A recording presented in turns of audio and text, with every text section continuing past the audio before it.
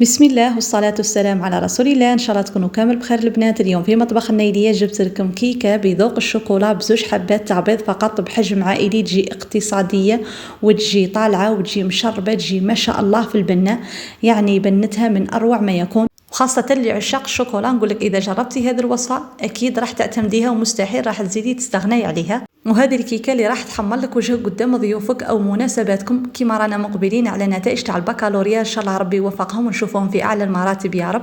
هذه الوصفه من اروع ما يكون. بلا ما نطول عليكم الفيديو، روحوا نتعرفوا على المقادير وطريقه التحضير. وما تنسوش البنات اعجاب للفيديو، اشتراك في القناه، واللي اول مره تزور قناتي نقولك ما تنسيش اشتراك وتفعيل زر الجرس ليصلك كل ما هو جديد.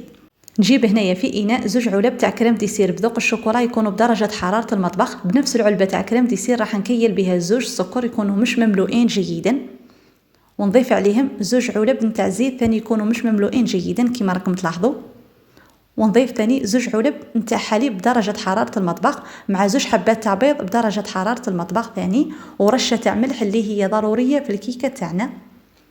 ونجيب هنايا فوي ونبقى نخلط. يعني هنايا راني درت المكونات ضربه واحده هكذاك باش تسهل عليكم الطريقه نتاع الكيكه تاعنا، وتجي ثاني من اروع ما يكون وتعطي نتيجه روعه روعه روعه في 5 دقائق وانتي حضرتيها.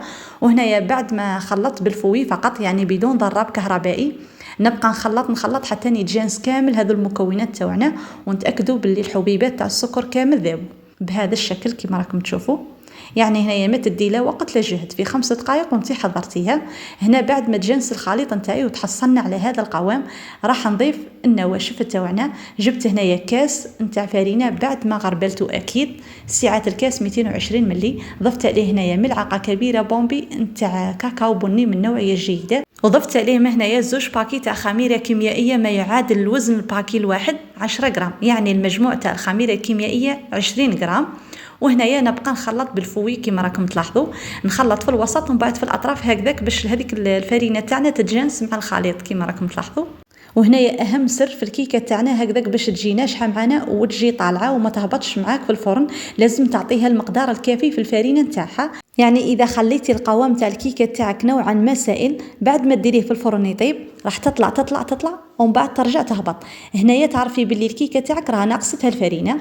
وهنايا بعد ما شفت القوام تاع الكيكه تاعنا نوعا ما سائل، زدتها ملعقه كبيره بومبي نتاع فرينه. وانتي على حساب الفرينه تاعك ممكن تدي لك كاس وزوج ملاعق كبار نتاع فرينه، ممكن تدي لك كاس وملعقه كبيره بومبي تاع فرينه، يعني على حساب الفرينه تاعك، كاين اللي تشرب كاين اللي ما تشربش.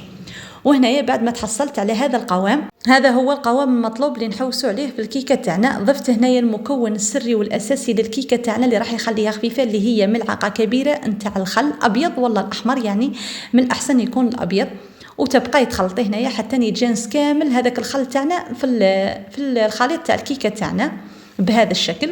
وهنا بعد ما تجانسوا كامل المكونات كما راكم تلاحظوا، في هذا الاثناء راح نستغنى على الفوي، ونجيب هنايا الخليط نتاعنا نخليه بجهه، ونجيب الصينيه تاعي اللي طول تاعها 30 على 25 كما راكم تلاحظوا.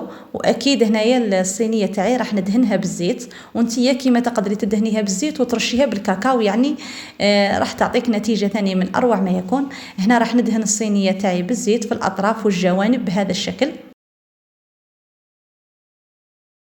ونجيب هنايا الخليط نتاعي ونفرغه مباشره في الصينيه. وهنا طريقه الطهي تاع الكيك تاعنا، اكيد الفرن تاعك يكون مسخن على اقصى درجه. ديري الصينيه تاعك في الرف الوسطاني على نار تكون قليله، بعد ما تطيب من التحت وتدخلي السكين في الكيكه تاعك بعد ما يخرج ناشف وتاكدي باللي طابت من التحت، راح تشعلي عليها الطيب من الفوق. وهنا بعد ما فرغت الكيكه تاعي بهذه الطريقه راح ندير هنايا خطوط افقيه وعموديه هكذاك باش يجي السطح نتاع الكيكه تاعنا مستوي. ندخلوا هنايا الكيكه تاعنا طيب، وفي هذا الاثناء نروحوا نحضروا الصوص الشوكولا تاعنا. جبت هنايا في حمام مائي 50 غرام تاع الشوكولا بالحليب، ضفت عليها علبه تاع كريم ديسير بذوق الشوكولا، وبنفس العلبه تاع كريم ديسير درت النصف تاعها حليب يكون سائل بهذا الشكل، حليب يكون بدرجه حراره المطبخ. نديروهم على النار على حمام مائي كما راكم تلاحظوا حتى يذوبوا. وهنا بعد ما طابت الكيكه تاعي راح ندير ثقوب عشوائيه بهذا الشكل، والكيكه تاعنا راهي بارده وصوص الشوكولا تاعنا هاو سخون بهذا الشكل. راح نفرغ كامل هذيك الصوص الشوكولا تاعنا على السطح نتاع الكيكه تاعنا بهذا الشكل، وتجي هذه صوص الشوكولا من اروع ما يكون. راح نحاول اني نمشيها بهذا الشكل، يعني نحاول اني نوزعها في الاطراف والجوانب بهذه الطريقه. وتجي ما شاء الله في البنة، يعني راح تعطيها بنة من أروع ما يكون. جربوا هذه الصوص شوكولا وأكيد راح تعتمدوها.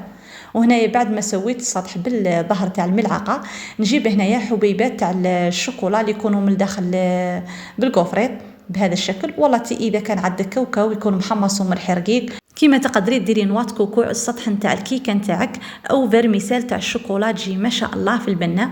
والتزيين راه اختياري كيما دائما نقول لكم، تزيين كل واحد واش يحب وكل واحد والمقدور تاعو. ونجو هنايا في هذا الاثناء نقسموا الكيكه تاعنا بهذا الشكل. هنايا الطول قسمت على 4 أجزاء والعرض قسمته على 5 أجزاء، وجاوني الحبات مهم كبار مهم صغار. يعني انت اذا كنتي حابه تكبري او تصغري يعني الاختيار يرجع لك انتيا واش تحبي. هنايا بعد ما قسمتها بهذا الشكل، هنايا من الأحسن البنات أنكم تخلوها حتى تبرد. أنني بعد ما شربتها مباشرة قسمتها معكم. من الأحسن أنكم تخلوها تبرد شوية، تشد هذيك الصوص الشوكولا تاعنا تشد روحها ومن بعد تقدموها. شوفوا هنايا عن قرب كيفاش جات الكيكه تاعنا، شوفوا كيفاش جات ما شاء الله. الشكل تاعها جا روعه. كما قلت لكم الكيكه تاعنا راني قسمتها معكم وهي سخونه، ثم من الأحسن أنكم تخلوها حتى تبرد هذيك الصوص الشوكولا وتشد روحها شويه. هنا شوفوا هذيك الكيكه تاعنا كيفاش جات طالعه وجات مشربه حتى للقلب. جات ما شاء الله البنات، والله البنات جات روعه روعه روعه. صح هذه الوصفات تستحق التجربه، واكيد اذا جربتوها راح تعرفوا واش راني نهضر. وهنا شوفوا راح نقسمها معكم وتشوفوا كيفاش جات اسفنجيه وجات خفيفه، جات قد ما تاكلي ما تشبعي منها، جات ما شاء الله. ان شاء الله تجربوا هذه الوصفه وتخلوا لي رايكم في التعليقات، وما تنسوش تبارطاجوا الفيديو مع صحاباتكم وتخلوا لي اعجاب للفيديو. وهذا الفيديو تاعنا لنهار اليوم ان شاء الله يكون نال اعجابكم ونال رضاكم، وان شاء الله تكونوا استفدتوا ولو بالقليل. وفي فيديو قادم ان شاء الله. سلام.